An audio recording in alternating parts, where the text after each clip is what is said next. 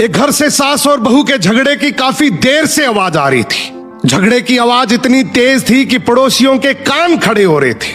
पड़ोसी मजे ले रहे थे। झगड़ा खत्म होते ही बहू किसी काम से बाहर आई तो पड़ोस की एक बूढ़ी औरत आई और बोली, बेटा तेरी सास तो कुतिया का मेल है, अगर ऐसे ही चलता रहा तो तेरा तो जीना हराम हो जाएगा।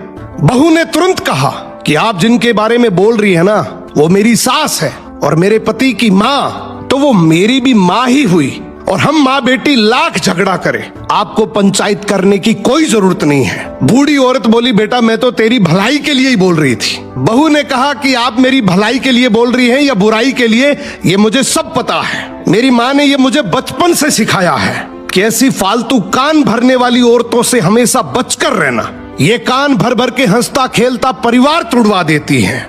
दादी सब समझ गई और बड़बड़ाते हुए वहां से चली गई। अब बहू जैसे ही घर आई अपनी सास को सारी बात बताई। ये सुनते ही सास की आंखों में आंसू आ गए।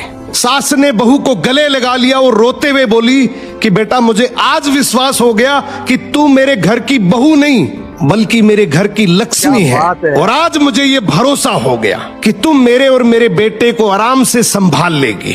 अब मुझे कोई चिंता नहीं है। बहू ने भी रोते हुए बस इतना ही कहा कि आप मेरी माँ हैं और माँ से झगड़ा कौन नहीं करता, पर झगड़े का मतलब ये नहीं कि मैं घर की बात बाहर करूं। सो घर की बातें अगर घर में ही रहे तो घर मंदिर है।